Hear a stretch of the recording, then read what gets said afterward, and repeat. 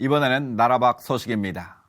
새 삶을 시작하기 위해 미국에 도착한 난민들은 낯선 땅에서의 적응이 만만치가 않습니다.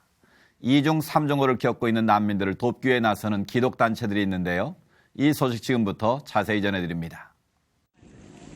They've escaped war zones, survived refugee camps, and just arrived in the United States to start a new life.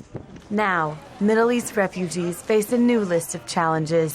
Where will they live? How will they pay the bills? Where do they learn English? And how do they enroll their children in school? Daunting questions that some Christian groups are helping the refugees answer. This is work that is very significant, and it's a need in our world right now, and it's something we can actively do. It is amazing what can be done when people come together. And what better way to make a refugee family feel at home in America than by welcoming them with a furnished apartment with food already in their fridge? That is exactly what churches throughout the nation are accomplishing by coming together, serving people, and showing them the love of Christ.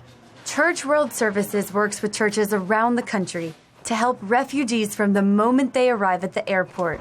And when we know that they're going to come, we'll get an email, we'll get an arrival notice. And that's when we're going to start hitting the ground running. First up, finding a house for the family to rent, then stocking it with necessities like furniture, food, and toiletries. Next, CWS pairs each new family with a church partner.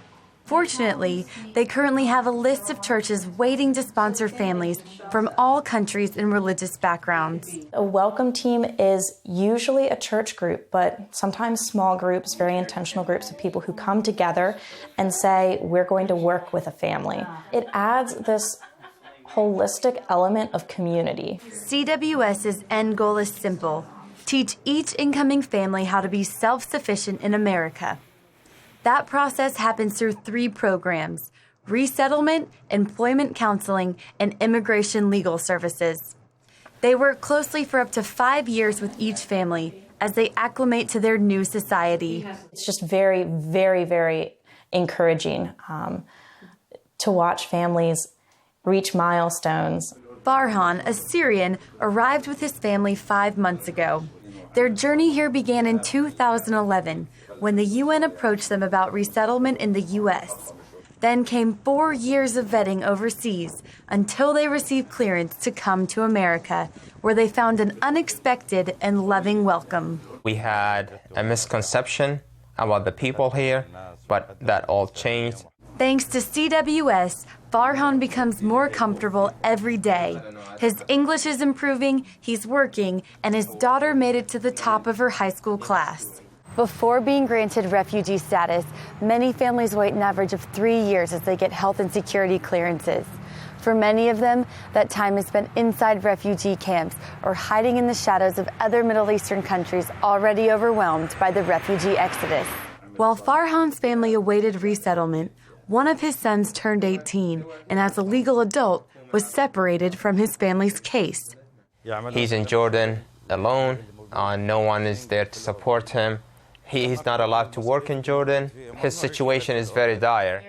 CWS tries to bring families back together, but it's not an easy legal process. In our office, we're able to apply for family reunification, reuniting family members who have faced that sort of separation. They have to go through the same exact background check process as with refugees who are arriving without family members already here.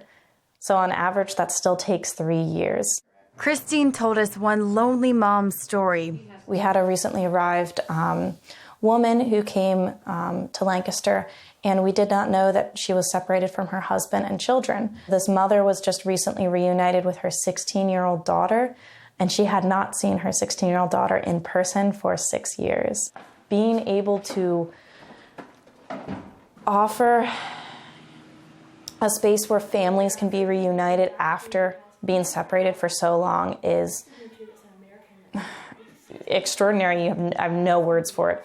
Christine sees the perseverance of these refugees as a positive and asks Christians to pray for them through their entire journey. These families are very resilient, survivors in a lot of ways, and not in any way helpless. Farhan wants Americans to know that with a little help in the beginning, Syrian refugees can adjust just fine. My call to the American people is like, we need help in the beginning, and then we will stand on our feet and do our part and work, and we want to work so we can be better and better.